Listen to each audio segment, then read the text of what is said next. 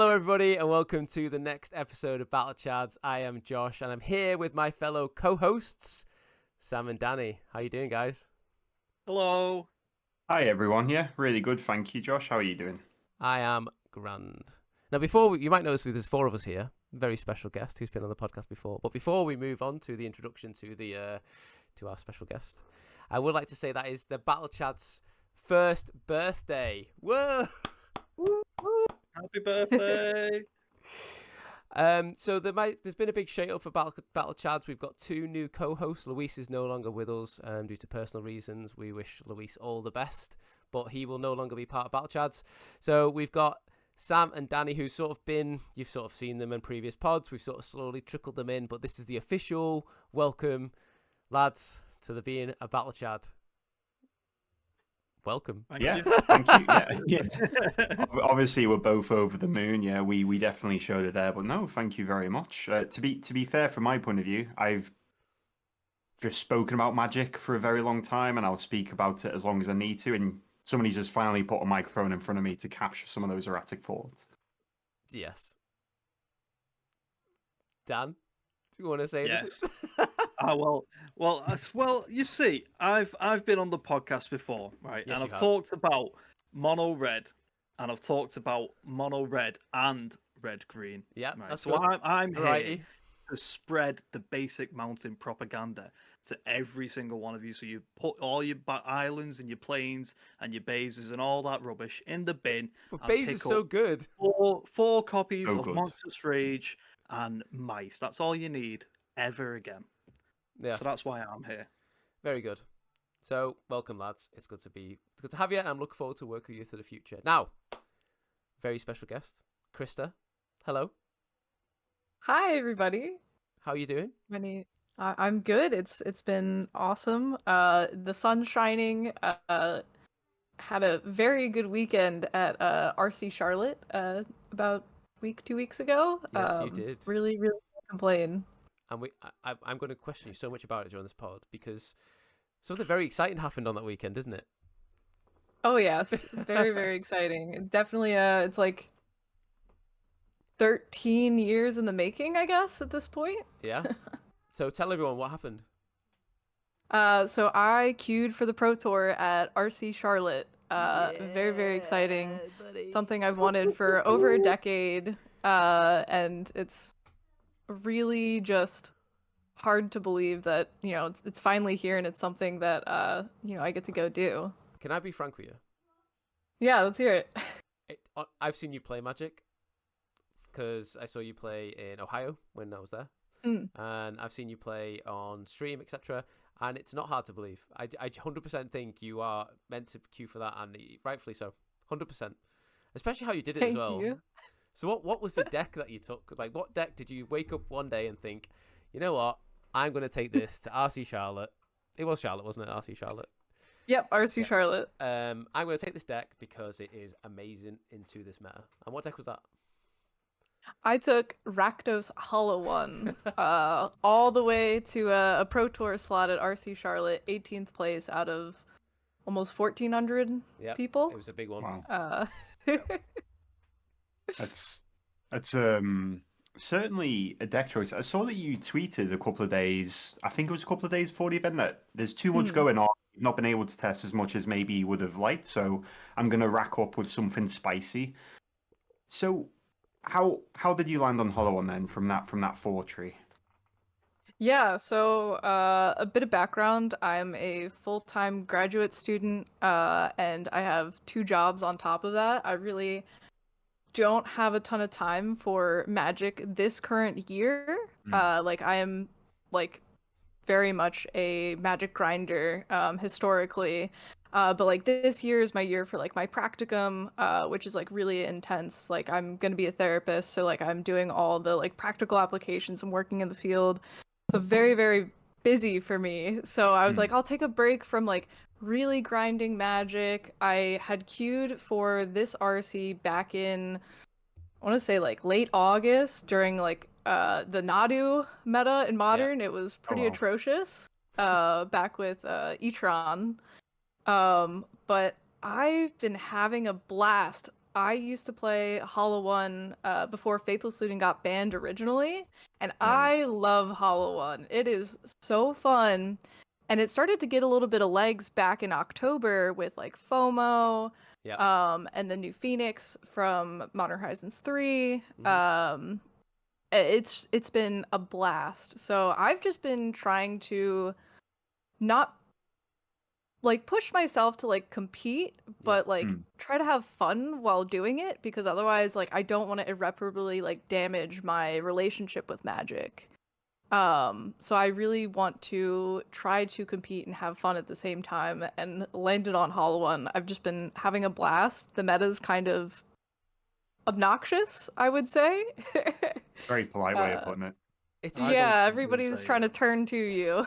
Yeah, Yeah. I don't think that there's a better deck that you could have chose to be competitive and have fun with Hollow One. I play it myself, and the amount of Mhm. times where you've got a hand with land, Burning Inquiry, and then 2 to 3 Hollow Ones, and you cast it, you Burning Inquiry, and just discard all your Hollow Ones. So that's not fun for you, but you can have fun with your opponent. It's like, oh, it always happens, you know.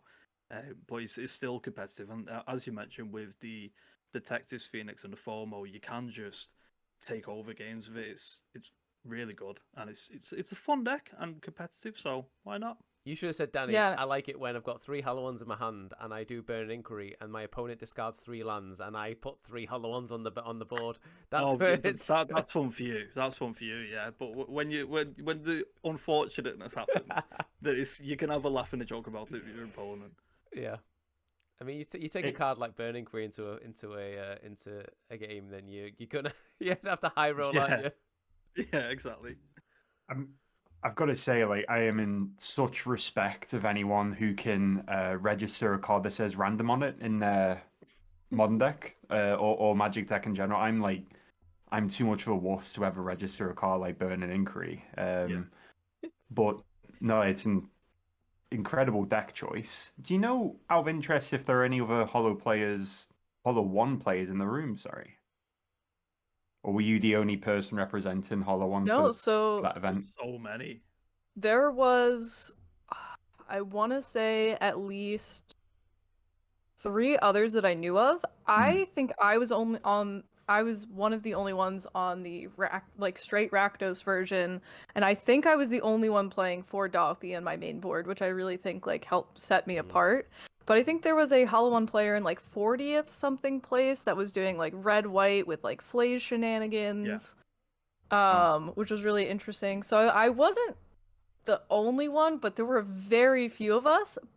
But we did all do fairly well.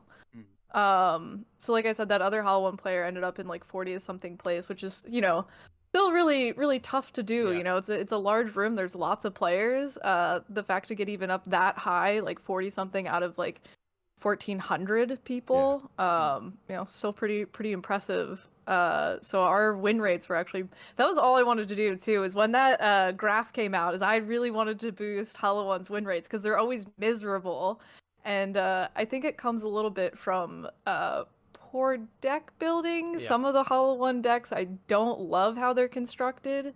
You mentioned earlier, like, it's really hard to like look at a card like Burning Inquiry and be like, yes, I want to put a card that says like something random in the deck, like discard 3 cards at random. Like, that's really hard to like think about and do. But I think what you have to leverage really hard in this deck is like the probability. You have to go really hard on probability and the semi-randomness. So I wouldn't call it completely random. Like, this is no longer the deck where you go turn 1 Burning Inquiry and hope you like hit a Hollow One. Maybe if you have like 2 Hollow Ones in hand, but if you have a 1-drop in hand, like the Mako or the Goyf, I always want to play those out first and then try to go for like a turn 2 Hollow One or Burning Inquiry, because you're gonna get value off of it whether it hits or not. Yeah. If that makes sense. Yeah, of course. And just while you've mentioned the new shark in the room, how did Mako perform that weekend? I think Mako really pushed it over the edge. Every time I had Mako, he was like a 9/9 coming in. I attached wings to the shark with the Phoenix. He'd swing over and my opponent would be dead very quickly. just with I mean, Faithless Looting was like a huge power bonus to the deck, basically, like really helped push it, but it still didn't feel like totally enough. I think weirdly enough, I think the shark pushed it there, so it was enough to really compete. I feel like we were missing that last little piece. We were playing like DRCs for a little bit. We were also playing the Red Jackal. I'm trying to remember its name. It's like 1/2 with Menace. Oh, I yeah. used to play it. Flame Adept. Flameblade Flame Adept, yeah. which is like a classic, but it loses all of the counters at the end of the turn, and I just don't think it's good enough right now. So like Shark being able to keep the counters and just getting super huge has just been awesome. It's not even the worst top deck either because it's got cycling. Like if you top deck Yeah. and you're like, I could just cycle this away and pump my other sharks that are on the battlefield, or even potentially get into a hollow one or something. You know, it's not the worst top deck either. Is it? The card's sweet. Like the card's very sweet. It's nice that we it's are going shown to attach. up, to be honest. Yeah, indeed. We are going to attach the deck list to the show notes, so we don't have it on display here. But you've also been working on a guide, or was it like a primer or something? Is that right? Yeah, so it's a sideboard guide. So the sideboard guide I used for Charlotte, and as well as a primer. The primer continues to be updated. I have a really good big chunk on there right now, but as I like continue to have thoughts, I always like try to update it. Same thing with the guide itself, is I try to update it to whatever like my current list is at. And I'll continue to update that as long as I'm playing Hollow One. I don't really have a reason to stop right now. But yeah, that's something that's out there. I had a lot of interest in people wanting to play my deck after, you know, I had a really good tournament run. I think people are really tired of like playing the Breach Mirror, playing you know, whatever else, like Boros Energy, maybe some. Everybody's just kind of tired. It's a little bit of a stale meta, so like seeing something like this, I think got people really energized and excited. The thing I've noticed with Modern, like you say it's a stale meta, but if you take Breach out the equation, like there's so many cool, interesting decks. Like only the other day I've been looking at a Simic mid-range value deck that I've never seen before, and I was like, it's starting to 5-0 every day this week, and I'm like, oh my god, like these decks just come out of nowhere. But it's a shame that Modern always gets spoiled by one card always. Yeah, and I know what you mean. It is really exciting to see someone do so well with such a, I guess, a niche deck or underrepresented deck like Hollow One. It's really cool. So we will attach your guide to the show notes, and however you access it, we'll put the link to that. So yeah, cheers for providing those details for people to get access to. You've got the list of your rounds. Am I right in saying that? Yeah, I do. Do you want to go through some of them, or even if not all of them, and any sort of memorable little sort of, I don't know, interactions that you had, or even the strategy towards that deck? So what was your game plan towards Breach, for example, or what your game plan towards whatever deck? And yeah, let's just see what you come up with on your breakdown. Yeah, definitely. So even before I got to the main event, I was bored on Friday, and I'm like, I'll join a Reese queue. I just want practice for the main event on Friday. I ended up 5-0ing the Reese queue. I was already queued for the event, and I didn't even really think I was gonna go play standard or be able to make RC Hartford. But I ended up with an invite to that because I spiked the Reese queue. Went 5-0 with that. With Hollow it One. was like, yep, with Hollow One. It was like Storm, Breach, I think another Breach deck.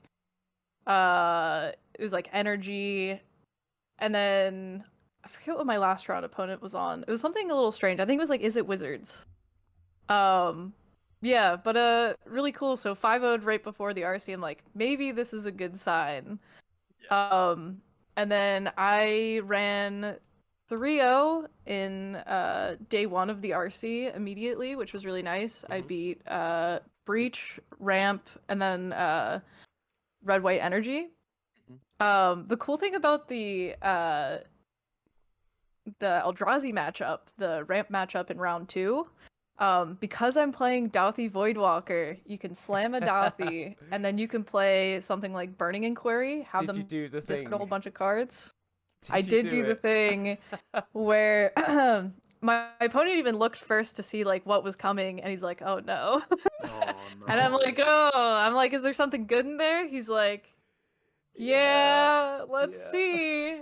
And then I managed to like hit all the creatures out of his hands. It was like an Emrakul, it was like a World Breaker, and like something else. It was like pretty big, and he ended up getting like left with nothing. I casted his Emrakul off my Dauthi. It was awesome. Because it's cast as well, so you get the cast trigger, right?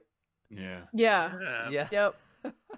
So that was really sweet. I did that like turn 3 or 4, so it was pretty early, and he just like couldn't stop this 13/13 with trample and flying, and I'm like, cool, I win. Yay. I'm just gonna go buy 4 Dauthi Forward Walkers. It looks insane, especially in today's meta. Like it helps against breach. It just gets all the big creatures from Eldrazi, and it can't be blocked by a stupid little frog.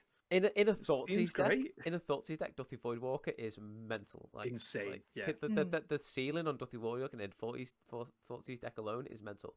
Add like random discard to that as well.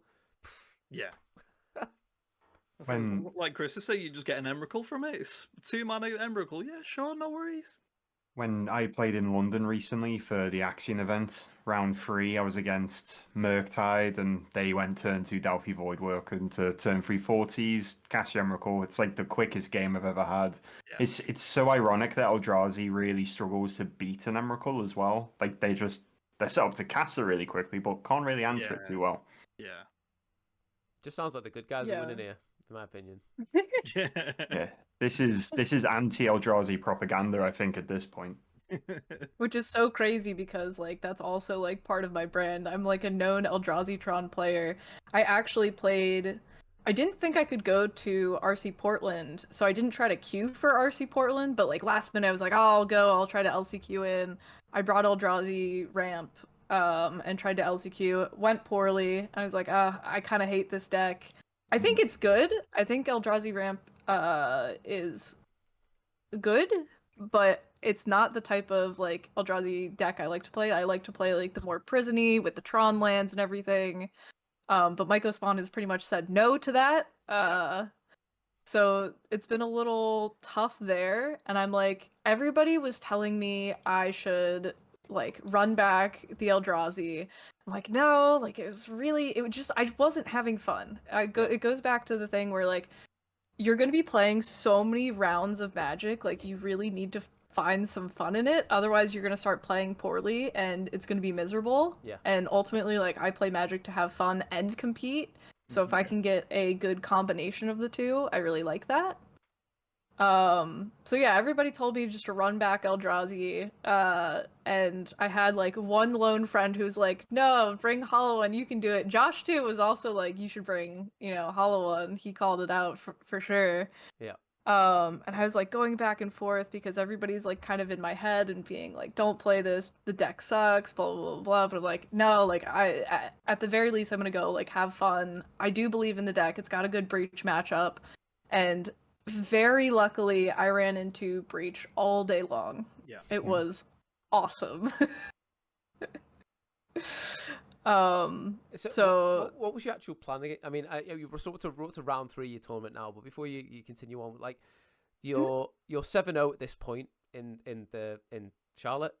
Yeah. But what was your plan? What was you thinking? This is how I'm gonna beat breach. Was it just your Dauthi Voidwalkers, or did you have like a game plan in mind, or was it just the way you built your deck was your game plan? Yeah, so kind of like the way I had a game plan about you have to watch out for like an early Tameo because that's how they start like activating like their Mox Ambers and stuff. So I usually looked for like a bolt or like piece of removal to like target the Tameo. Yeah. And then I also like looked for my Voidwalkers and just tried to apply pressure as quickly as I could. That's at least game 1. Game 2, we bring in all the hate. So you bring in 2 Meltdowns, I brought in 2 Damping Spheres, and I brought in 4 Leyline of the Voids. So between Leyline of the Void and Dauthi Voidwalker, they had to just not find an casting the answer. Yeah. Yeah, and a lot of the times, like, I would end up with, like, 2 pieces of hate, and they could, like, remove the one, but they couldn't remove the other. And I think particularly Leyline of the Void is so good against Breach. Like, yes, they can eventually remove it, but a lot of times it stops them from filling their graveyard very early. So it has them stumble really hard, and it really kind of pumps the brakes on, a turn 2 deck. So while, yes, they're eventually going to remove these things, the fact that it costs me almost zero resources besides a card in my hand, like, I don't have to take a turn off too. Like, I can continue to be extremely aggro and have my Leyline of the Void out and not have to take a turn off to cast it. I think that's the biggest thing to know in this deck is, like, you have to keep applying pressure. You can't take a turn off to, like, play like a Blood Moon, which is why I'm completely against, like, Blood Moons in the sideboard for this deck. I'd rather apply, like, 16 damage to my opponent than, like, tap out 3 mana, play a Blood Moon, Yeah. The best removal's play removal. Exactly. Yes, exactly. This deck also has 16 points of burn damage in the deck, plus 2 Bowmasters. So it has lent itself very well against, like, combo decks. Combo decks don't usually do pretty well against having that much pressure that quickly. So I definitely had that in mind when building my deck. I didn't want to lose to Amulet Titan. I didn't want to lose to Breach. I hate losing against combo. Yeah. Titan especially, like, there's such... honestly, that deck does my head in. Like, the moment you're like, you think you're on top, yeah, right, I got it covered. The next minute it's like, Cavern of Souls, Titan. You're like, get out of my life. Yeah. And I think it was like, I played a charity event the weekend before the RC. It was a modern event. My buddy Sarge presents events. Really, really cool events. Always finds, like, a cool venue. It was modern, and I, like, show up round 1 with Hollow One. It was a little bit, my list was a little different, and I think it didn't lend as well into, like, the combo decks. But I played against Amulet Titan round 1, lost. They turn 2'd me twice. It was sick. Played against Breach, just swept it. Breach is just nothing to me. Played against Titan, they turn 2'd me again. It was awesome. I died. And then round 4, played against Storm, they turn 2'd me, and I died. And it was a really cool tournament, and I'm just like, well, this is sweet. I have to do something else with my deck, so I changed some stuff right before the RC, so I would lose less to these big combo decks, and I think it worked out really well in my favor. Just a bit. Yeah. How, on paper, I can see why the Grind and Breach matchup is so good. Just, it's a famous combination of, not only am I got my Leyline of the Void, I'm also hitting you for 16 pretty quickly. It's a famous combination of interaction plus a clock. How does the Amulet Titan line up even after the changes that you made? Amulet is still one where it's like, if they have the exact right combination of cards, like, they're gonna win. But I think Amulet is one of the most broken decks in modern history, and I don't know if that's completely a hot take. There's not too much interaction that you can actually do with them that actually, does anything. And, like, if you lose the die roll, it's usually just over. So I really lean heavily on, like, my meltdowns and damping spheres in that matchup, and Thoughtseize if I'm turn 1 and can grab, like, their Amulet Figures out of their hands. I didn't run into Titan the entirety of my RC run. I was so happy. I've never had more fun playing Magic than not running into Titan. It was pretty incredible. I was also very thankful that I ran into all meta decks, so I didn't run into anybody's, like, pet jank decks, which I think I always struggle to play against sometimes because I'm just, like, not prepared for it. We actually spoke about this. We actually spoke about this in a previous pod where, you have to build your deck against the meta you expect to see, but you also need a game plan against the rounds 1 to 3 decks. Like the deck, because it's so easy to, like, the RC system now, the RCQ system now, I don't know if it's like this much in the US compared to the UK, but in the UK, you literally can get, like, anything from 120 player RCQs down to 8 player RCQs where it's like a top 8 court, and you can basically win an FNM and qualify for an RC. So that means that the people who've just randomly run a modern FNM have come to an RC, and like they're just going to play their pet deck that they've just had, and they're not going to put much thought of it, and that random pet deck just might happen to have a good game against you because it's like Infect or something, and you're playing like a Tron deck, and you're like, why can't I beat this deck? I shouldn't be losing to this deck. It's not a deck. So yeah, we had this because I know Luis had that problem when in his RC run. The first 2 rounds was like against random nothing decks, and yeah, he struggled against that, but he had a big plan against the meta decks, you know. Yeah, that can really like be a downfall. I mean, like I just happened to dodge all the non-meta decks, and by the time I got to midway through day 1, like all the non-meta decks are like out of the picture basically. But it was really funny. Round 1, I was sitting next to Mill versus Merfolk, and I was like, when are we? 2016? It was really interesting. Now Mill actually, a few Mill players made the PT at this RC. Mill was tech against Breach. I was talking to Jacob Beardsley about it. That's what he took to get back on the PT. So it was really, really interesting. I actually think I hate that deck more than Titan.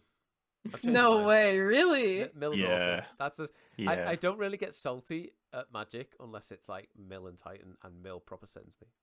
Like that. Did you see the like Mill copy pasta that was going around? Did you write that, Josh? I related to that very well. I think that was up for about 5 seconds, and it was already in the group chat from Josh. Like, somebody else feels the way I do, and I think I don't mind this unpopular opinion. This might be a hot take. I don't particularly mind playing against Amulet Titan, but something. It's not like I don't enjoy it, but it's not my like. Oh no, it's Mill that gets me. It for some reason it just. Do you know why?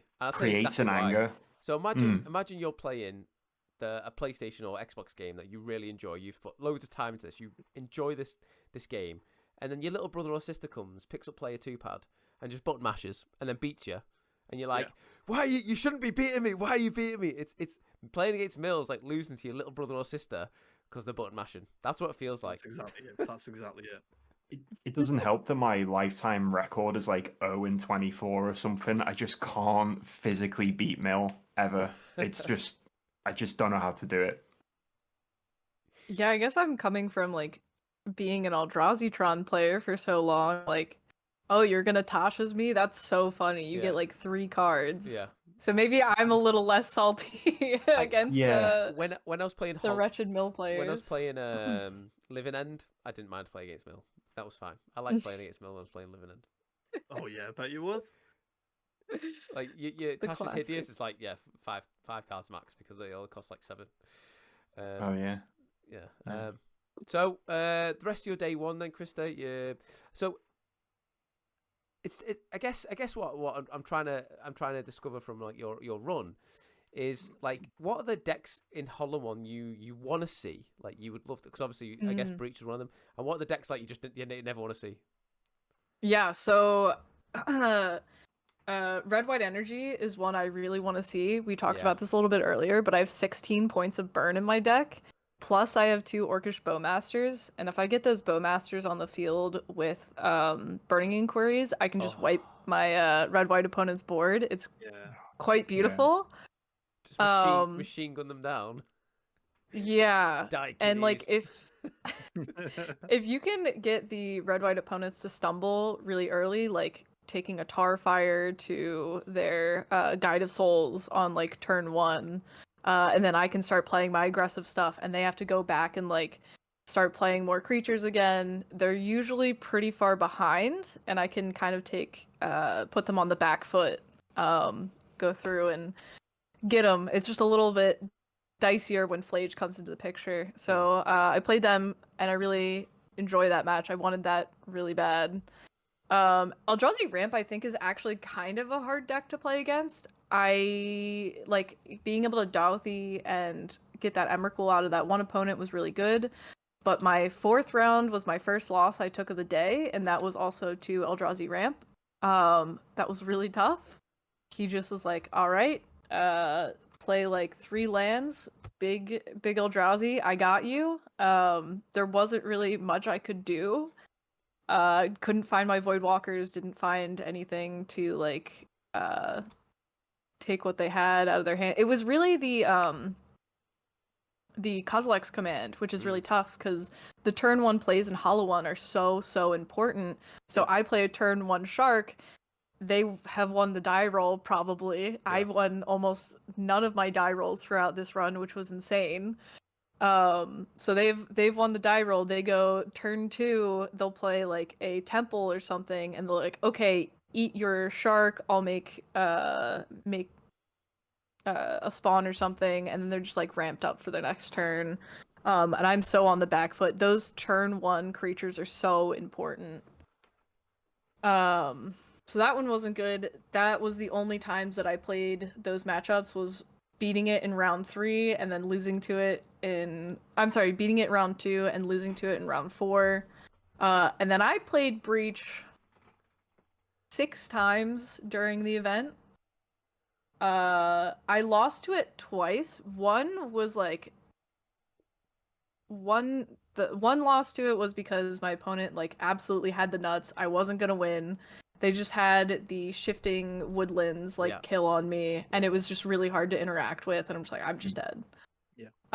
And then the other one was during day 2 when I realized I was so close to a PT invite. I started getting kind of shaky. I hadn't eaten. Also, for those of you that don't know, the day going into day 2, it was daylight savings time, so we actually lost an hour of sleep. So it was like perfect timing for this day 2 that I had so much riding on. We lost an hour of sleep, and like we didn't get out till pretty late the day before because the US RCs are like very long, extensive days. And then we had to go get food after that, and it was just like maybe I slept like 5.5 hours, and it was not great. So yeah, Breach, I played against Sewers, which is a terrible matchup for me. That might be the worst matchup in the entire metagame right now. Is that, do you mean the black-white sort of flicker stuff? Yes, black-white flicker or Sewers, whatever people are calling it. Whatever the cool kids are calling it. Turns out Ephemerate Solitude, take all your dudes that are pushing damage is pretty good.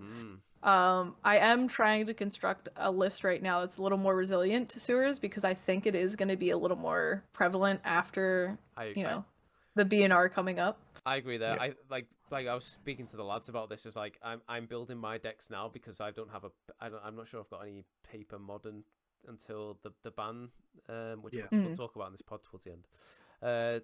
So I'm sort of building decks now because I'm because I'm a Murktide player. I'll always be some sort of blue black X player. I've been playing with Esper a little bit, trying to get Esper to work, but I'm not sure how that's going to look at the moment. But yeah, the flicker decks are a problem. Not a problem. A problem for me. With Aether Vial, they're not playing Aether Vial anymore. It's a bit better, but I think that'll be the deck to beat. I think, which is fine. I did actually end up beating them. I only played them once in my RC run, and I ended up beating them, which was pretty improbable. But I was able to Douthie cast their Black Overlord, and hit in with that. That was... I might look into playing the black-white deck at some point, because that was really fun. Yeah. That was really fun playing the Overlord. He was great. And my opponent just like didn't find their Ephemerates for their Solitudes, and I guess I got lucky there. But was able to take it down, apply enough pressure, and move on with my day. And then went into Breach round 8. Again, 2-0'd them. Wanted to see that matchup all day, every day. Get wrecked. Breach on round 9, and I was then X and 2 at the end of day 1. So I was able to move on to that day 2 spot. Round 1, I actually queued, round 1 of day 2, I queued into my friend Franklin. He was on Affinity. And... Affinity? Yes. Did I like meet... Affinity, like Kappa Cannoneer. It was... Did I meet Franklin? It sounds like a familiar name. Probably he was at Apex. Yeah. Arcbound Poppy is his He might have actually. username. He might actually be on the Ohio Soup playmat. Oh, he's probably on there. Yeah, that Well, first of playmat's all- so good. Just while Josh is looking at that, I'm looking at Franklin's deck now. This slaps. Like it's just got Genries, Capaners, Haywire Mike's 4 monitors. He's cooked. He's fully cooked. A 3-course gourmet meal. He loves that deck. Like that's all he'll play. I'll jump into like Discord calls and I'll like see him playing it, and he's like, "I've been doing this for hours," and I'm like, "That's so sick, man." He's got his Mox Opals back too, so he's just like extra like juiced on the deck. Yeah. Happy. But it was cool like running into him day 1 or day 2 round 1, and I was just like, awesome. And I got cannoneered game 1. I got destroyed with cannoneer. It was so quick. He just like had all of the opals and everything. I couldn't block. You can't block cannoneer. And he was able to just like put so many counters on it. But rounds 2 and 3, I was able to bring it back. He ended up like having the cannoneer out. I think like game 2 I meltdowned him, and it was really hard for him to come back from. Game 3 he had a really quick cannoneer again, but I had a really big shark, and he couldn't block my shark because I attached my phoenix to it. So I just flew my my shark and my phoenix over and killed him with that. Kind of one-shot him basically. It's like Blastoise versus Tornado Shark. Yeah. So it was pretty sick. He's like, well, I can't block your thing and you can't block my thing, so now we just have an arms race going on basically. So that was really sick. I did end up winning that one. Felt bad about it because Franklin's a homie, but it was very cool. Felt bad, but had a little bit of sugar on top. Yeah, of course. And a lot of people don't like Meltdown, but I think right now being able to like apply pressure with my current list and being able to Meltdown on unsuspecting turns has also been really good into like the breach matchups, and I think we are gonna see a little bit more affinity too, especially with the future BNR if things go the way I think they are. So I think Meltdown's gonna have a little bit more of a home even then. And then I played against Breach twice in a row. Not really too much there.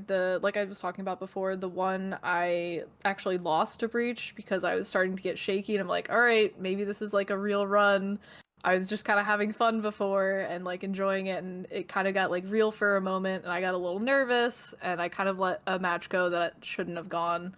I like played into my own damping sphere, and I'm like, wow, that was really stupid. I deserved to lose that match. But I had been playing really tight the entire tournament except for that round, and I was kind of able to get back into my head and like pull it in and like, all right, we have to actually win these to make it there. So I was able to kind of like calm myself down, get back into the right headspace. I then played against Blue-Black Murktide in round 13, which is also a notoriously not good matchup for I didn't know you were there, Josh. Hollow One. I wish I was there. Yeah. I was surprised to see it so deep into day 2, not because I think that the deck is bad. I just felt like a lot of people weren't currently on it in the meta. It's surprisingly good at the moment. Yeah. And Leyline of the Void put in a lot of work, and I was able to scoop that one up too. So 2 of my worst matchups being the Black-White Blink deck and the Blue-Black Frog deck, I was able to win. And do you bring Leyline of the Void in against the Black-White deck? Because like they No. rely, the value is quite heavily on the graveyard, right? Yes and no. It does. I guess Ketramos for like is a the problem. overlords, but yeah, the Ketramos is a very big problem because everything's getting exiled then, and also like it doesn't stop their like overlords from like getting like flickered back in, and I think those are like a bigger problem than anything that's like going on with their graveyard. Whereas like when you do it against like blue black, like they physically can't play their Oculuses. because a clause is that it has to exile 6 cards in the graveyard. So when you play it, those are just dead. So the list you played against was playing Oculus and not Murktide? This one was playing Murktide, but kind of the same thing. Like, you have to like get up on lands. A lot of them do play Oculus. This one was just playing the Murktides. But similar concept. Their graveyard's gone. They're not. It's going to be really hard for them to hard cast this Murktide. And Jump Frog as well. Yep. With Frog and helps so the frog can't fly. The frog is getting very big, but I was able to fly over top of it. I really think that the Phoenix is just like the MVP. Detective Phoenix has been so incredible and has won me games out of nowhere that I probably had no business winning, if I'm going to be honest. It's very underrated, the Phoenix. Yeah. Being able to like put hollow ones onto the battlefield and then like equipping it with a Phoenix for 1 red mana and just giving it haste too, like puts so many like opponents like on the back foot and they just can't kind of come back from that. And even if they remove my hollow one, the Phoenix is still there because it falls off. And that's, people don't always account for that 2 damage still coming in the air. It's so cool. I think just to touch upon Phoenix a little bit there, I think that Mon Horizon, since it's existed, has gotten a bit of a bad rep, but I think that because of that, obviously Mon Horizon's free, we had Nardu as maybe a slip through, but I think that the genuinely really well designed cards sort of get ignored a little bit because people want to complain about the worst case scenario, and Phoenix, I think, is such a well designed card. It fits into archetypes that benefit really well from having a new card, and it's so strong, but every time I've played with it or against it, I've never felt like it's so insane and needs to not have existed like that. It's a really cool design. Yeah, I completely agree. It's really been one of my favorite cards, and like a lot of Eldrazi cards came out, and I still think Detectives Phoenix is like one of my favorites. It's fair in the way that I think it like helps aggro decks, and like aggro decks like need to be able to like compete in this format. It's been so good. Attaching it to the shark, attaching it to a hollow one, attaching it to the nethergoyfs, and flying over for a ton. It's you need to have interaction. Interact with me, please. It's the fact that even if you do interact with the creature, it still comes in as the it just falls off and comes in as a creature anyway, and you're like, okay, sure, whatever, I'm still getting value from this. It's like, how can I make this 9/9 shark or a 4/5 nethergoyf any faster? Give it wings. Great card. Very sick with Street Wraith too. Yeah. Oh. Yes. Yeah. Really cool with Street Wraith. It's been really interesting. I started originally in Original Innistrad. It's like when I first like bought Magic cards and like started like learning. But I didn't start like playing until Original Theros. And it's always interesting because there's still some players who aren't always sure about like how Bestow works and that like the Phoenix falls off. So it's like interesting to see like, oh, like I can probably pinpoint like you're maybe like you started later than that. Because it is like such a weird interaction. You don't expect the Phoenix to like fall off and like still be there. They're like, excuse me, and I'm like, yeah, that's how Bestow works. It's also not a creature on the stack when you're bestowing it. You can not counterspell. What am I thinking of? Negate it. Yeah. It's really interesting. A lot of people force of negation it, and then I can't get it back, and then I'm very sad. But yeah. So that was my round 13 was against Murktide, and then round 14 I had to win that match, and then I could draw in to be locked for the PT. So round 14 was against Boros Energy, and that is a very good matchup for me. I was very excited to see that. I think my opening hand for like game 1 was like an Orcish Bowmaster, a Burning Inquiry, another Burning Inquiry, and like a Shark and like something else. It just didn't matter what else I Yeah. had because Bowmaster plus Burning Inquiry just finishes the game. Yeah. And he's like, "Wow, that does a lot because you're wiping their board and then you're going in for like 5, like swinging in for like 5 at Yeah. least, and depending if you have the shark or not as well, like you've got extra damage there. It's just a lot for them to try to keep up with. Excellent. Good. Yep. Serve it to the Boris players. So then Yeah. did you just ID then into round 15 and that was you locked for the PT? Like, Yep, I hand shook in round 15 and was locked for the PT. How'd that We looked feel? at the standings and I kept thinking like something's gonna go weird with the standings, like I'm gonna be like just outside. I like Always it's something happens, I've always happens. wanted for a really long time, so I was like walking around talking to friends and just like we were like hoping. I like called my mom and I was like, this is like so exciting, like it feels kind of like unreal, and I was like, I can't jinx it yet, so I'm not gonna tell you exactly what it is. And it was really, really cool. I was glad to do that. Also, my best friend, young Dingo, also a friend of the show, yeah. was Hey, able Dingo. to also draw in that round, and he also made his first PT along with me. So very, very nice to be able to do that with a That's sick. very close friend. So Very good. yeah, it was really great. That was it for my tournament standings, like 15 rounds plus the 5 re-CQ rounds on Friday. 20 rounds. Yep, I ended up So how many losses was it? 3 losses was it? yep, three total, and one was definitely like avoidable. 20 so 21 3 and 1 you were the whole weekend. That's right? 21 3 and 1, 20 11 plus 5, 16, 3 and 1. Yeah, 16, 3 and 1. 16 3 and 1. Yeah, Over the course of a weekend, Yeah. that's really, really good. yeah. It Like, was kind of It's a insane. lot. Like you think as well, like Thank you. a game of Magic, and I know you're playing an aggro deck, but like you're looking like between each round, you're looking at minimum an hour between each round, if not, people going to time, etc. So, like Yeah. time wise, that's a lot of time awake. It's a lot of time on your feet. It's a lot of time in a sweaty environment. I know it was cold in Chicago, but I guess in the tournament center when there's loads of sweaty nerds knocking around, it's hardcore. It's hardcore. Very good. Yeah, I think it was going over like 25 minutes like every round. It was it was not great. I bet it felt good Sunday But night. yeah, Sat down Sunday night. Thank God. it was the first time that I usually during the RC I usually fly out Sunday nights.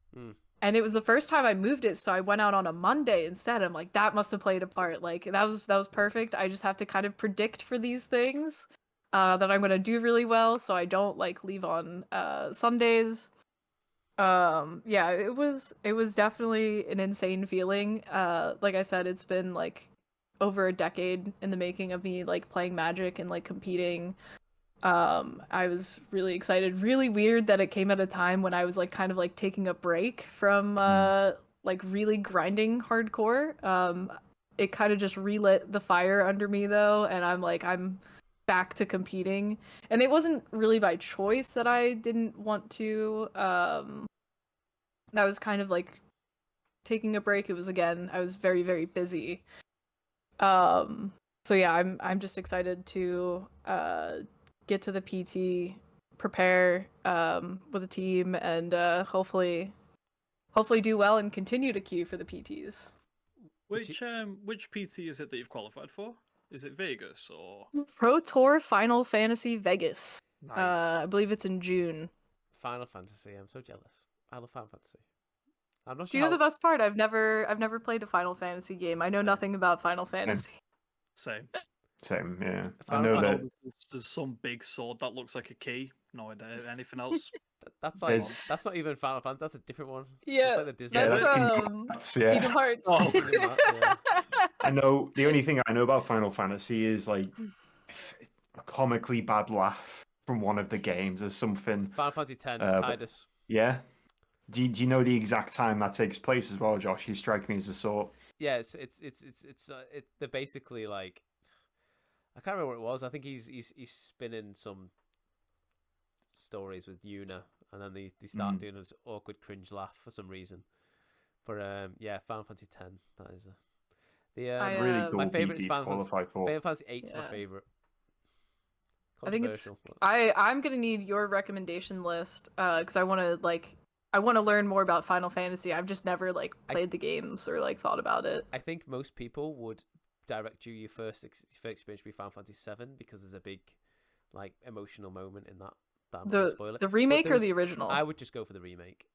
Okay. Only because the graphics actually didn't bother me when I was younger, but now I'm older and I'm sort of used to better graphics in life. Yeah. The graphics are important to me now, so I like the original graphics of Final Fantasy 7 were just awful. But back then they were really good. I've not had like any form of connection to any of the other universes beyond apart from like Assassin's Creed. Like I've never seen Lord of the Rings either. That set was terrible though. Me either. I've been really disconnected from a lot of the Universes Beyond set to the point where like whenever they come out I'm like, I'm so glad I don't care about this because then I don't have to spend money. Yeah. And like it's almost like disorienting when Universes Beyond sets come out, especially ones that I like don't know anything about. The only one that I actually like connected with was like the Fallout one.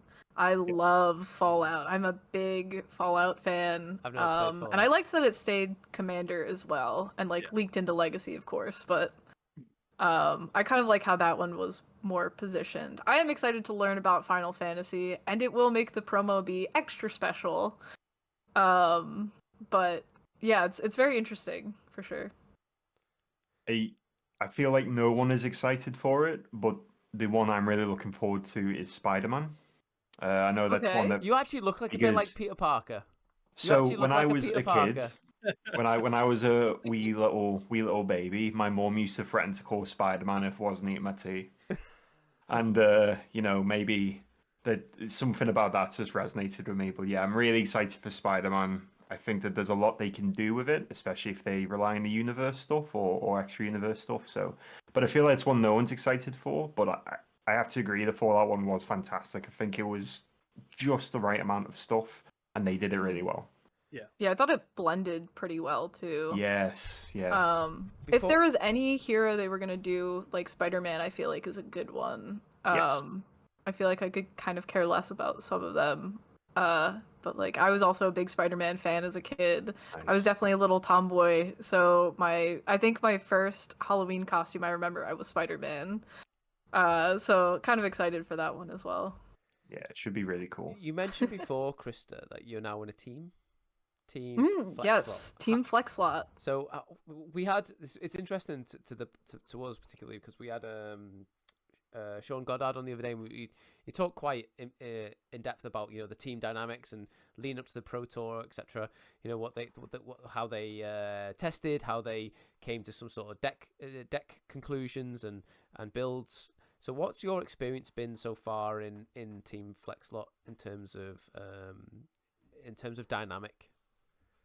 Yeah, absolutely. So sometimes with teams I get a little bit wary, just because it's a very like heavily like male dominated like field magic is, and I always wonder like how that's gonna be like joining like because everybody on the team is guys except for me, that I know of, and it has been just a really good experience. Everybody was extremely welcoming. It's led by George Jabor. He runs the Flexlot website, which you can use to make sideboard guides. Great website. It's really handy. I was using them before I was part of the team. I just really like being able to look at a sideboard guide like that and do it just so easily. Have bring this in, bring this out. It like imports the meta for you. So like it already brings the decks in that you want to be looking at for your sideboard guides. So really, really helpful. Really, really like revolutionary like software. I think it's it's been cool, and everybody's just been awesome to me. They've been really inviting and accepting of me joining the team. I'm really excited to have some really competent players to test with. They kind of control like the NRG circuit or the Nerd Rage Gaming like opens kind of. So all very, very competitive players. So really excited to just kind of have people to like bounce off my ideas and maybe brush up on some formats that I'm a little less apt on right now, like Standard, which I am gonna have to buckle down on for Pro Tour Final Fantasy. So it's gonna be good. Amazing. So I'm kind of happy with sort of what you said. Like I'm kind of feel like quite proud of you because obviously we've known each other not that long now, but I feel like we've become good friends, and Definitely with Will as well. Will was there with us when we all got together in that strange taxi ride to the casino. The taxi ride from hell. Yeah, basically. So I need to hear about this offline. Yeah. You gotta fill us in. Basically, it was me, Krista, Will Hall, shout out to Will Hall, and Dingo, shout out Mikey. And we got an Uber to we were going to go get some food. Is that right? I think it was the it was that fancy Asian Chinese food place.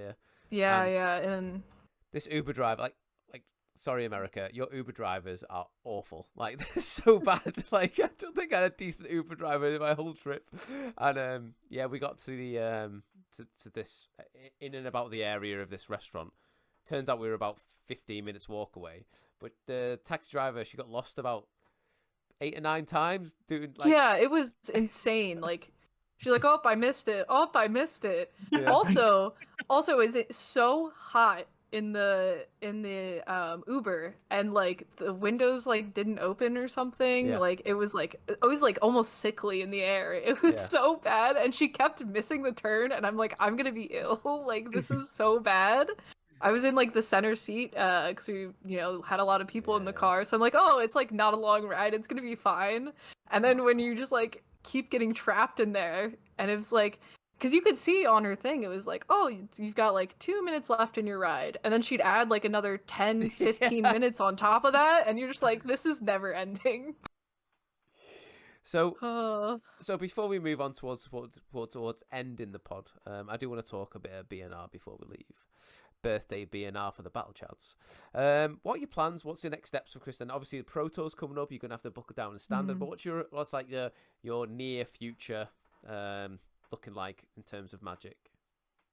Yeah, so I am going pretty hard on Standard right now. I know it's gonna change because like Tarkir is gonna come out, and that's gonna like kind of it looks like a powerful put things set. up in the air. It looks like a powerful It looks set. so cool. Yeah. I like the Tarkir sets. I saw the new Ugin that looks sick. Yep. So I'm just kind of locking into Standard at the moment, playing a lot of leagues, hanging out at locals a lot, doing whatever I can until Hartford. I'm gonna go to RC Hartford. I'm queued for that. I'm also queued for Minneapolis, because when you queue for the PT, you also get an RC invite too. So I accidentally double queued, and I didn't intend to go to either. So I'm gonna go to very, very busy. Yeah, I was like, oh, I'm taking a break right now. It's good, and now I have all these events coming for 3 up. more Magic events. Yeah, sure. You've got all these. All these work qualifications. Turn to a therapist and all those good stuff, and now you've got all these qualifications with Magic. You're just qualified up into the eyeballs. Yeah, it's very nice. I'm not complaining. I would never complain, but man, poor timing. So I'm just locking in with all my free time. Excited for Hartford coming up, and then locking into PT testing with a team for June. Just gonna go real hard, practice limited. Final Fantasy comes out 2 weeks before the Pro Tour. I'm not sure if you guys know that. Yeah. I've never had that quick of a turnaround time on a format before, so I have to get the Final Fantasy cards for Standard, and I have to learn the limited format in that time. Well, Aether Drift was really quick, wasn't it? Aether Drift was 10 days, was it? Yeah. Yeah, that one was also quick. Yeah. I didn't have to take part in that though, so Yeah. I just watched from the sidelines that chaos. But yeah, it'll be interesting to like actually take part and see what that process is going to be like. So shall we talk formats then? So before we finish this pod, because I'm aware you've got some Magic to play this evening, and I wouldn't wanted to keep you too long. There's something coming up this month. Dan, what's coming up at the end of the month? The BNR. Woo! The scheduled BNRs coming up at the end of the month, and we expect it in some change, particularly in Modern. There's a cry out for Legacy, but Standard. Standard. Sam, Dan, talk to me about Standard. Is there anything you expect? Tell me about the state of Standard at the moment. You two have been sweating it currently. I've sort of come away from it a little bit now. It's now the end of this RCQ season, which I failed to qualify, despite me losing in the finals a few weeks ago. Heart died to mono red. I was devastated. But yeah, so Dan and Sam, can you just tell me the state of Standard, and are there any BNRs expected? Krista might have to pipe in at the end of this, but go on. Go on, Sam, after you. Oh wow, making the modern player go first. Thank you very much, Dan. Tell you what, Dan. Dan, this is your part. Yeah, this we is your discussed part this now. before. I'll take it. I think. So, oh, go ahead. Go ahead. sorry. So the format at the minute, we alluded to it on the podcast we did with Sean Goddard a couple of weeks ago. It's rock paper scissors. So you've got your Esper Pixies, red/red green aggro, and domains. So those are like your free kingpins. Now there was a video posted not long ago by Brian Kibler saying that Heartfire Hero, Manifold Mouse, and Monstrous Rage should all be on the chopping block for this month's BNR. As a red player, I took that personally. Okay, I took that so personally because I qualified for my first RC with red, with Monstrous Rage, and then I took Manifold Mouse and then Heart Challenger and Heartfire Hero and Monstrous Rage all the way to my very first RC. And now people are talking about it getting banned. It upsets me. It offends me greatly. Honestly, Dan, if you can win with them, then maybe they should be banned. Exactly. Just giving us poor kids all the good tools that we need. Me personally, I think, and if it's me talking, ban Beza, it's ridiculous. But talking from an actual standpoint in Standard, the only card I potentially see bannable at the minute is Up the Beanstalk. Yeah, I think that card's pretty egregious. If you look at the domain list, it runs 4 copies of Ride's End. Ride's End on its own, not that good of a card, but because you've got Up the Beanstalk, it's a 2-mana removal spell that's also cantrips. So I would personally say Up the Beanstalk. I know a lot of people have been talking about this sounding big enough, but I think after the PT where it's not really made that much of an impact and it's just been smacked up by domain, then it's not in contention for me. Did you see that new card that also triggers Beanstalk, but for 3 mana? I did. The one with look 6 deep at instant speed as well. It's ridiculous. Is that is it Sultai? And then Sultai hybrid. 2 generic. Yeah. Is it 6 generic? Is it so 2, 2, and 2? Yeah. Or a mix of any. Dan, I wanna take this time to disagree with you. Some contention. So I think that potentially there might be a cheeky, maybe 5th card nobody's speaking about, potentially going on the ban list. I don't think it's going to happen, but I think that potentially Abuelo's Awakening is potentially somewhere on, or at least is going to be on the watch list very soon. Is that deck really that oppressive? Yeah, it's really good. It's probably as a Demir mid-range player, like that deck is nothing for me. It's probably going to be my choice for Bologna, I think. It's been really impressive, but I think that from a Standard point of view, at the moment, one of the first Standards I ever saw a ban in was they banned Reflector Mage, they banned Emrakul, and they banned That's Smuggler's Copter, I think, was the Yeah. third card that they banned in that one swoop. Yes, that's right. And I yeah. think at the moment, Standard is actually quite a diverse and healthy format. I think if you were to ban Monstrous Rage or Up the Beanstalk, I think you've got to take something from everything. Otherwise, it can tilt that pendulum a little too. So if we take out Up the Beanstalk and Monstrous Rage, then maybe this town ain't big enough becomes a real problem. I think it also comes down to two extra things. We don't know what the land cycle is in Tarkir yet. Mhm. If it's fetch lands or triomes, perhaps Imagine Domain fetch needs a lands. little bit of a nerf in advance. Fetch lands in But Standard. yeah, I don't think they'd ever do it, to be Nah. honest. But I could No, see a world where if the, clan based format or set, sorry, if they introduce a really strong tricolor land, I could see a preemptive ban of Up the Beanstalk to sort of negate the mana advantage. Because the worst thing about that deck is you play a bunch of tap lands and then you hope you hit all of your colors. And then secondly, Tarkir looks to be very, very strong. It wouldn't surprise me if they let these new potentially stronger cards sort of stamp out the current menaces that we're seeing and maybe see how the format falls. That's my opinion anyway. No, I agree with that. I mean, Mm. like with well, just before we came on the pod, we've got a group chat that someone just post spoilers in. One of them was the Mystic Monastery, where it's just the wedge land, but it's not a surveil land. It doesn't have the basic land types.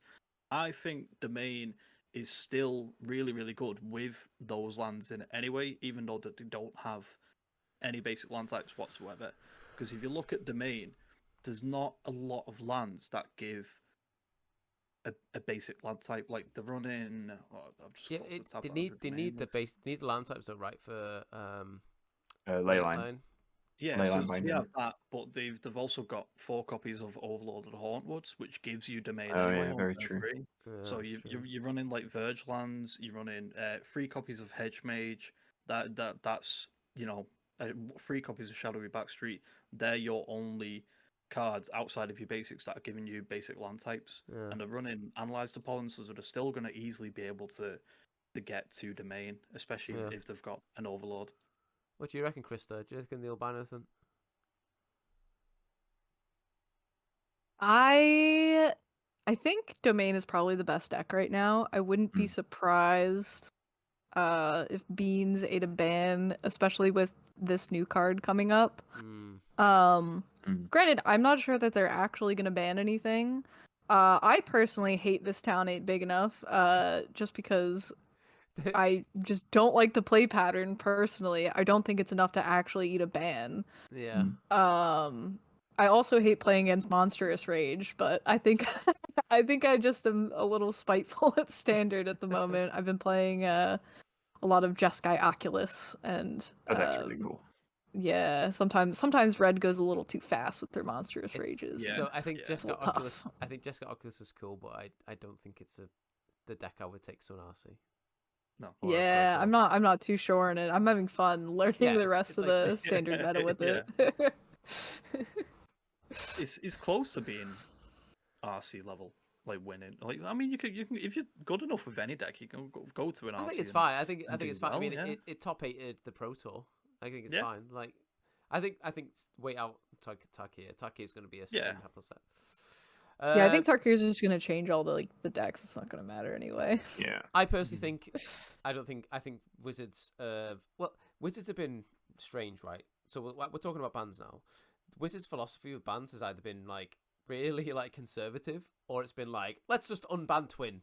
Do you know what I mean? Like it's been like I don't know where they are at the moment. Like before the last BNR for Modern, I would say that they're probably not going to ban anything for Standard.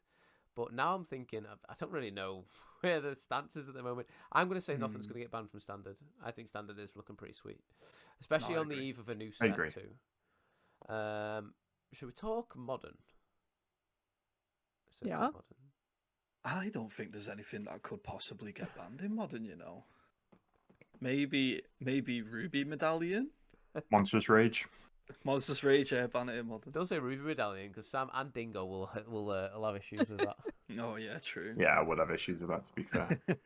So Breach is on the chopping block. I think it's pretty safe to say. You know, we had Utrecht last weekend, and Breach went from. If you looked at the RC that you attended, Krista, Breach was a massive percentage of that RC. We had close to 1,500 players at Utrecht on the weekend, and I think the meta share for Team of Breach, which is the best deck in the floor right now, was about 12%. Which is a lot lower than you would expect. I'm not sure if that's because people are expecting, the ban coming in, so they're not really investing in that deck anymore, or they're the fact that because it's an open tournament, you don't have to qualify for it. People are just bringing in, the decks they enjoy. Because that top 8 was a really, really good top 8. Like, it was a really versatile top 8. Grixis Death Shadow was in the top 8. Love to see it. So yeah, I think you would all. I'm pretty sure we'd all agree. I'm presuming you'd all agree that Breach is going to get the chop. Yeah. Anything else? I'm fine with that. Amulet Titan. I'm going to say it. Amulet Titan. Amulet Titan or Amulet of Vigor. One of them two.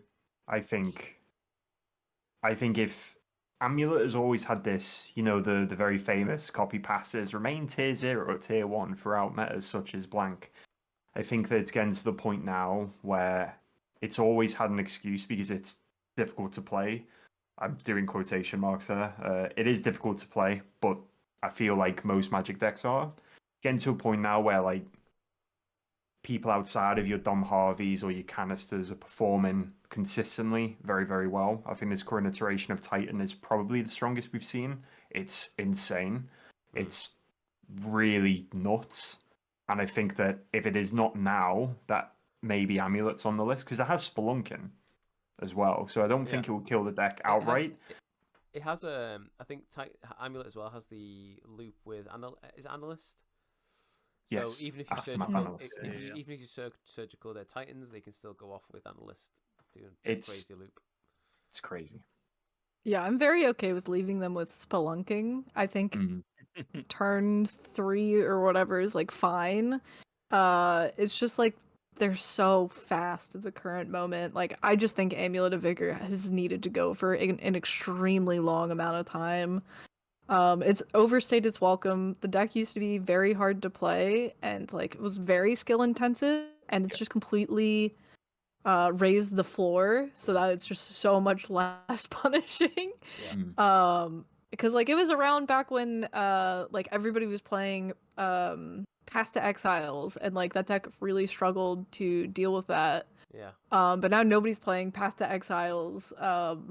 It's kind of got free reign to just hang around. Path to Exiles just died. That card was everywhere when I started playing. Yeah, me too.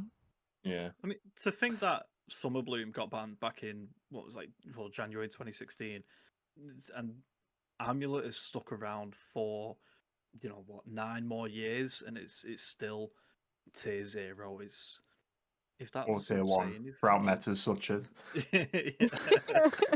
the classic post. Because I think it's so hard to print a new land now because everyone like Wizards is going to be like, is this going to break Titan even more than I what don't it's even think already Wizards broken? thinks about that. They just No. Oh yeah, true.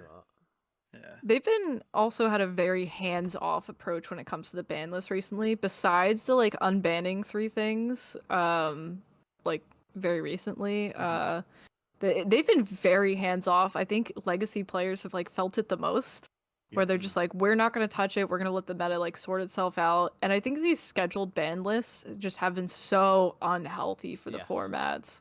The scheduled ban lists need to go. Like I am very much a proponent of that didn't work. Let's try something else. Someone made a really good example, and I'm not sure if I saw it on Twitter. I can't remember where I saw it. Where it was, imagine if you played a game like an MMO, for example, let's say World of Warcraft, or whatever, an online game, and there's an issue, and it needs to be patched. Okay, we fixed the issue. The patch is coming out in 3 months. Like, so what? We're gonna play this broken game for 3 months. So that was a good way to put it, actually. Yeah. It's like, why don't you fix the problem as soon as possible to get the maximum out of players? Sure, like timing around, like it's 3 days before an RC, that's probably bad timing, but you know, I can I think understand why they do schedule bans, because say if like at the time when Nadu got printed, if I invested hundreds of pounds into a Nadu deck and then a week later they went, oops, it's banned, then I would not be happy, and sort of that would drive me away from the so game maybe. But I can see why a lot of so people would want the schedule bans. I would agree. However, in that case, and a lot of cases of these, the broken card themselves are usually quite cheap because people don't want to buy them and they're selling them because they know it's going to get banned. It's the But it's stuff just everything around if it, you isn't build it? if you build like the Nadu deck, and well, you've got fetch lands now. You've got shock lands. They're not dead. That's not dead money. Do you know what I mean? Like, you're not really losing out. Like, I don't really like this arguments where that feels really bad. You know, a university student spends £120 or $200 on a playset of something and then it gets banned. On, you know, it's really impactful for them. But I do think that discourse is important within the game. Like Wizards should like having that, like, you know, we're watching this card kind of thing. Yeah, I have a little bit of like pity for people that buy decks and then they get banned, but at the same time, like, I actively like evaluate cards, and if I think it's gonna get banned, I usually don't invest into them. Which, like, I know that's not a mindset a lot of people do. People are like, play the absolute best deck, and a lot of times it's busted and eventually does get a ban. But I very much am like, if I think this is gonna eat a ban eventually, like, I'm just not gonna invest into it. I don't think it's a smart investment. And I think that, like, you're making a lot of people miserable for a few people that, like, might be upset a little bit about spending a little extra money. And like, of course that sucks. I'm never gonna say like them losing out on this money is like a good thing. It's just I think format health is so important, and we're just like kitty gloving, touching it all, you know? Yeah, that's 100%. Like, modern challenges haven't been firing for the past week or so because everyone's just had enough. As we've touched upon in Utrecht, there was almost like a players' agreement. We're not going to play that much Breach. Like, the percentages were much lower than anticipated. It felt like there was a private discussion behind the scenes by all the players, and I think that you can't sell me on Nardu. If you invested into Nardu, that's on you, I guess, mean, because everyone knew from day one. Breach is I do feel sorry for the Breach players. It was the Shukos that were expensive for Nadu. The Shukos shot way up. Like, wow, with that card spike. But with Breach has been, when the Ring existed, Breach was like secretly the best deck, and a lot of people's pet decks, and a lot of people put a lot of effort into that deck, and then it's sort of, since the Mox Opalum banning and the Ring being banned, it's sort of turned into this monster, really. So I do feel sorry because there are people who genuinely love this deck, and it's a bit of a shame that it's gone from being secretly the best deck to being very openly in public screaming and shouting as the best deck. So I can understand that a little bit, but I have to agree that format health in the long run it's better for the game. It is, for sure, because cool, my Mox Opals haven't been banned, just as a random example. I've not lost out on money, but modern events aren't firing, modern challenges aren't firing. Nobody really wants to play this competitive format. I think that's just so much more detrimental in the extended view. Yeah, And I think it would be too much whiplash for them to ban Mox Opals. Like, they're agreed. so they are. So this is kind of where I say the opposite of what I mentioned earlier. Like, Mox Opals are so expensive, and it was so recent that they just unbanned it, that I don't think that that's something that they are even feasibly going to do. Whereas Breach has been banned in every other format. Shouldn't really be a surprise that eventually something would break it. I think that's gonna probably eat it. I'm also very heavy-handed in bans. I want like 20 bans in a format at all times. I want to go. I'm trying to go back to like 2018 modern, 2017 modern, but stop it. So I forgot what I was going to say, but I'm remembered now. So Breach is a card much like Bridge from Below. Like, it's either really pump, or when it's amazing, it's absolutely busto. Yeah. Like, because I was playing Breach in like a prowess sort of style deck. You know, you slam Breach, you're winning that game. Like, that game's over. Like, it's just it's just finding the line. That's all. But yeah, that card is like that card doesn't need to exist. It just doesn't No, need it to doesn't. exist. Like Opal, So- like if you look at Opal decks, like what broken Opal decks are there beyond Breach? Like what's Opal doing Exactly. to the format? There is Exactly. no- Opal's getting a really bad Affinity? rep. Affinity? Nice meltdown. I mean, like Yeah, meltdowns Yeah. in the format now. Keep that in check. Yeah, need to ban meltdown. Hercule's so Mox Recall Opal is in the sees play. format.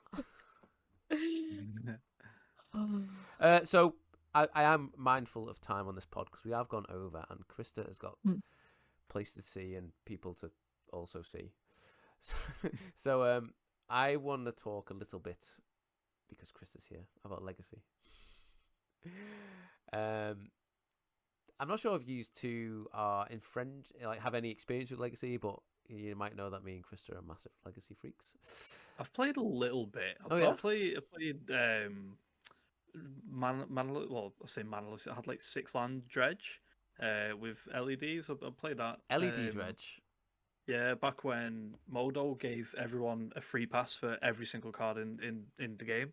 Spicy. After the December lag. So I played that a bit. I really enjoyed it. Nice. I have played Tin Fins at a GP. Really?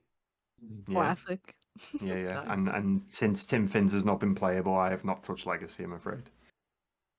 Legacy is very bleak right now. Yeah. Because I am in Legacy a control one trick, and control is dead. It is extremely dead. Mycospawn does not let that type of deck exist at the Nope. moment. Strip- Taking out your basics, strip exiling mine you. them, plus grabbing Wasteland.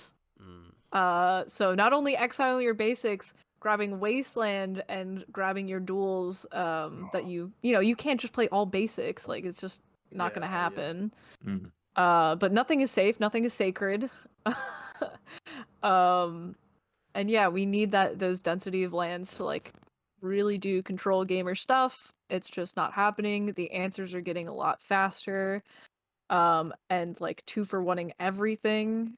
Or I'm sorry, not the answers. The threats are extremely pushed right now. And there's not really efficient answers in control at the moment, I don't think. Nothing's quite fast enough to keep up. So it's a little tough. The problem Legacy's having is the fact that on paper, and this is a big problem, on paper the format looks diverse and it looks relatively healthy. There's no clear best deck. I know Blue Black Reanimate is probably the best deck, but there's no clear best deck. You've got a tempo deck, you've got a Reanimator deck, you've got Stompy deck, you've got a big mana deck, you've got the decks are quite varied. You've got combo decks, you've got Oops, you've got Breakfast, etc.